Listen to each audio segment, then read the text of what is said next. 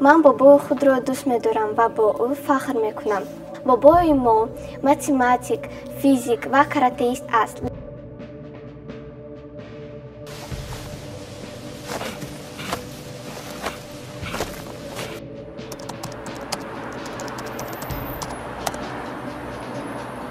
Я являюсь внучкой Марго. В честь его 70-летия я решила нарисовать ему портрет. Несмотря на то, что он рос в обычной семье учителя, он смог достичь высот.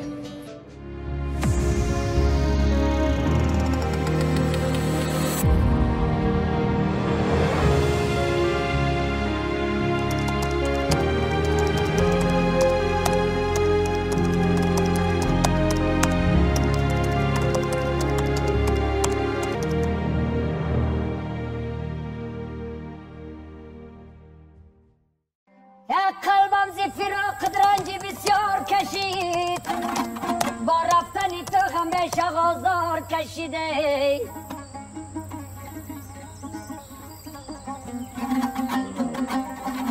اما هم سفری رای درازی بوده من اساساً زاده ناحیه دشت جوم هستم. کودکی من تا 4 سالگی در این قشلاق گذشته است. بعد چون همه مردم کوهستان با وادی ها آدم را مهاجر کردند، از اون جمله ما به ناحیه فرخار آمدیم. از سال 58 پدر و مادر من زندگی میکردم. من در سن 5 سالگی مکتب رفتم در سال 1969.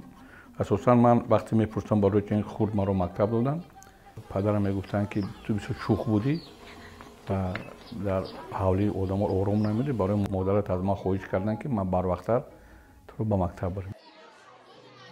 قهرمان ما با صد شور و شوق و آرزوهای زیاد به مکتب رفت. عنوان تحصیلی او در مکتب رقم 2 به نام صدرالدین عینی ناحیه فرخار سپری شد که این مکتب یکی از بهترین مکتب‌ها در ناحیه به حساب می‌رفت و آنجا معلمان مهربان و دانشمند کار و فعالیت می‌کردند. برای من سیمای دیرکتور مکتب ما آدینای گدایی خیلی آدم مشهور در ناحیه فرخار بودند. یکی سیستم درست تربیتی داشتن. غیر از این وقتی ما مکتب ها بودم، اون وقت خیلی دوره مشکلی بود، مکتب لباس. لیکن من یگان وقت ندیده بودم که این معلم مکتب به یگان دستمال شیم و کاستوم کار آمدن. لباس پوشی مکتب تا دستمال گرفتن مکتب داشتن. برای ما یک نمونه عبرت بود. سیفالله حکیموف، شریف مرادعلیف، معلم خالبایف از معلمانی هستند که در مکتب به او درس گفتند و امروز عمرخان از آنها به نیکی یاد میکند. مخصوصاً معلم فن فیزیک ابراهیموف که در حیات علمی قهرمانی ما جایگاه مخصوص دارد. خصوصاً من با فیزیک بسیار دعوا داشتم. معلم ابراهیموف که معلم فیزیک ما بودن، من دستور این معلم بودم. همه کار لابراتوری که در این مکتب میکردن با این معلم بودم. در خانه مسئول بسیاری از کاروبار بود و میرفت پشت درس و مشغولیت‌های ورزشی. روزی با پدرش مصلحت کرد و وظیفه یگانه خود را در کارهای خانه گرفت. همراه پدرم یک مصلحت کرده بودیم. یعنی از بهار تا چرا وظیفه اساسی من بود که حتما ما برای خوبی که در خانه داریم یک کوبچه علف تر می‌آوردم. هر روز وظیفه من همین بود. بعد از اون من اختیار خودم داشتم. می‌خواستم ورزش کنم که در مکتب‌های ورزشی هم بسیار نموده ورزش بودم. وقتی من ختم کردن و مکتب رو با مکتب اولی داخل شدم، دادر من این مسئله رو بجانب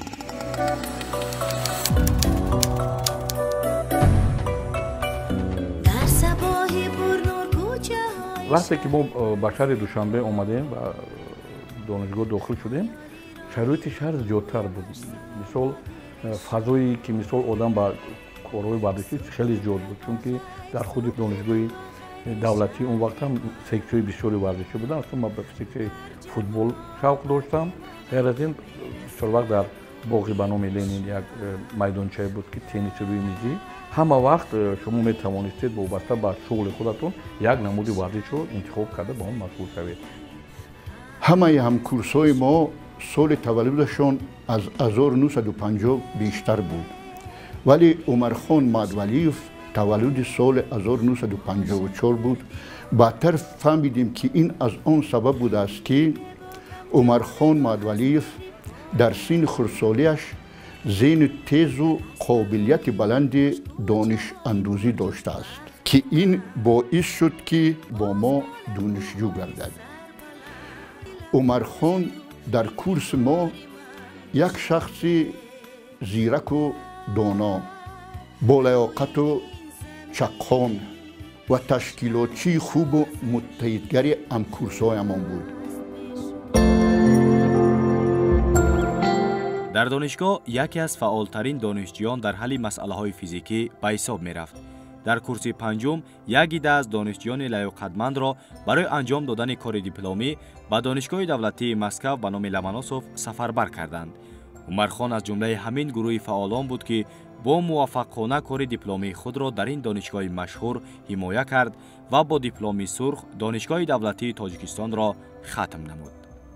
همچون متخصص با لیاقت آینده‌دار با گرفتن راحت برای ادامه دادن کار و تحصیل و تحقیقات علمی در مؤسسه با نفوذ علمی انستیتوت فیزیک و تکنیکی به نام اکادمیک سلطان عمرف اکادمی آن وقت علمی تاجیکستان سزاوار راحت گردید. بعد 2 سال در انستیتوت فیزیک به نام سلطان عمرفی اکادمی علمی تاجیکستان کار کردم. بعد به اسپیرانتورای فاکولته فیزیکی دانشگاه دولتی به نام لمنوسوف داخل شدم. عمرخان مدولیف یک انسان ناتکرار است. آن کس از زاده آن عالمان می باشند که دو روی اساسی علم را پیش بردند. روی اول آن کس سپکتروسکوپی فوتواکوستیک میگوید و رساله دکترا در یکی از دانشگاه‌های بانفوذ دنیا، دانشگاه دولتی روسیه به نام لمنوسوف حمایت کردند. من در یاد دارم خیلی عالمان بهای بلند داده بودند به این رساله عمرخان مدولیف.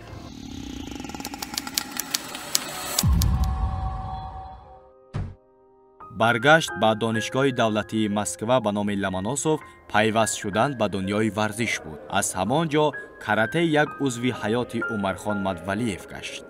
در همون سالها یک نوآوری که نو پیدا شده بود در اونجا این کاراته بود و این هم در شکل‌های جمع عمومی نبود. نه مربی بود، نه یگان، همه از روی کتاب و فیلم مشق میکردن و اون وقت اگران کریمینچ نایدر ژلزوف رفیق من بودن. اونا گفتن که من با یک چی ورزش رفته ایستادم، کاراته هست و اون علاقه چند وقت بود مشق میکرد در این نمودی رشته ورزش و منم رفتم همراه ما. Я тогда заканчивал Московский государственный университет, а Умар был аспирантом. И познакомились мы именно там. Но секция карате в МГУ, я думаю, что его привело то же, что привело всех нас. Интерес к новому, интерес к японской культуре, интерес к искусству, которое вообще было неизвестно и в какой-то мере находилось под запретом. Ну и мои рассказы, без сомнений, рассказы окружающих о том, что и как происходит.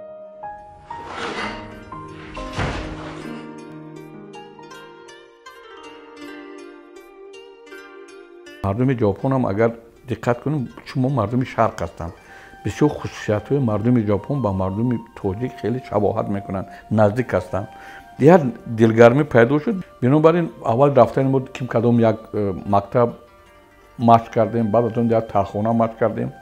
بعد یک وقت همون رفیق من خبر دادن که در همسایگی اونا یک مربی مشهوری ژاپن که در اتحاد شوروی کار میکند همون همسایه هست. بعد ما با همراه ساتو سنسی حکمور هم دشمن شدیم. Ну, когда вот Умархон меня карате, когда он начал заниматься, я его пригласил домой, плохо он сам делал, и никого туда не пускал. بعد در خونه شو من اوش پختم دوستی امروز با صحبت کردیم همین وقت خیلی نزدیک شدیم بعد از همون وقت سر کردم و یک 2 سالی که آخری که من در یونیورسیته بودم یعنی یک جای هم اسپیرانتورا خوندن و رساله دیسرتاسیونی کردن با کاراته در نزد استاد ساتو سنسی من مات کردم و برتری مو از اون بود که از دیگر کلوبایی که در مسکو داشتن با ما شخص دست میداد که اساس کاراته رو پورا میدونستیم. У нас был период, когда только карате только зарождалось, и тогда этим видом занимались очень многие, но те, которые получили практику свою от людей, которые тоже занимались у кого-то, то есть это советские все люди были, никаких специалистов иностранцев тогда не было. И первый, вот, который приехал и обучался у настоящего мастера Сато, известного во всем мире, это был Умархон Мадвалиев. Он на тот момент был единственный человек, насколько я понимаю, думаю, что я недалек от истины, который получил знание карате из рук настоящего японского мастера.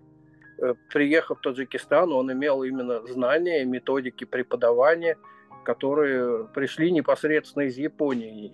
در تمام دنیا اساساً درسی همه یک بار شد که چی کاراته چی ایکیدو چی کندو نمادهایی که مثال در ژاپن هستند البته از استاد به شاگرد میگردد شخصی مثال مربی ژاپنی حتما در اول چیزی که اون اجرا میکنه که شما تکرار میکنید با شما نمیفهمونن بعد چند بار تکرار کردن عادتا شما جواب به سوال خودتون یابید بعد چند وقت بعد استاد به شما میفهموند حالا که شما الکی چند مرحله این رو مشق کرده گید بنابراین با فهمیدن اون هم دیگر میشه شکل درسی خیلی مرکب است و گرفتن دانش هم مرکب است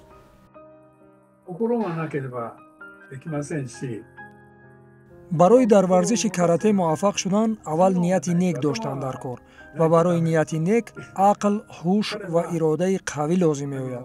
وقتی همه اینها را داری از تو کاراته‌چی خوب میبراید. خوشبختانه کاراته به دست نفر در سیمای عمرخان رسید که واقعا از همه این خصوصیت ها برخوردار بود و تمام نازکی های آن را کسباً از خود کرد و این نمود ورزش را به تاجیکستان بود. برای اون که خواهش تو عملی شود باید تو سعی کنی باید تو مهنت کنی برای به مقصد رسیدن از بسیار مشکلی ها گذشتن ضرور می آید در تمرین ها نیز همین خیلی است بود لحظه هایی که ضمن تمرین ما یگان آسیبی می برداشتیم اگر یکم آسیبی گرفته ما باعث خستگی ما میشد یا دلشکستگی ما میشد البته ما قدم دوم را هیچ گذاشته نمیتونستیم برای همین در اونجا استواری برای رسیدن به مقصد یکی از نقطه های مخصوصی است که ضمن تمرین مربیان و شاگردان میفهمند. من عادتاً شاگردان خود را تعریف نمی کنم اما در سیمای عمرخان یک بچه مهنتکش و سرسپرده کاراته را می دیدم. من از ژاپن مخصوص برای عمرخان یک تک سفید کاراته کاری را آوردم.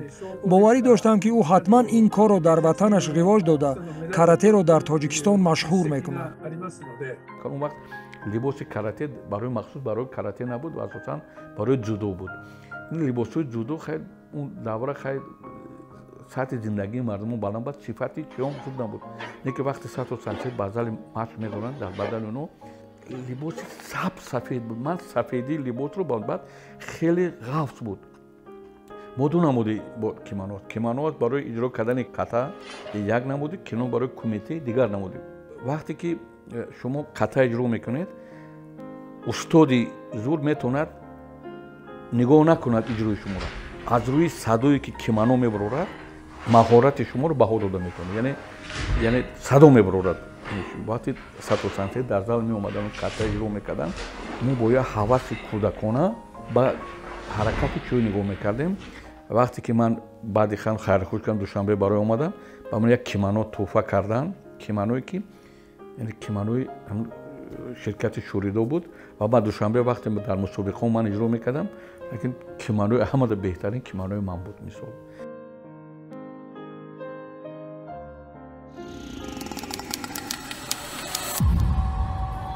баъди баргашт ба шаҳри душанбе дарҳол умархон дар андешаи таъсиси як мактаби карате дар тоҷикистон гардид. ҳамон вақт мудири кафедраи тарбияи ҷисмонии донишгоҳи давлатии тоҷикистон Телман Гургенович Васканян ба пешниҳоди Мадвалиев таваҷҷӯҳ зоҳир кард.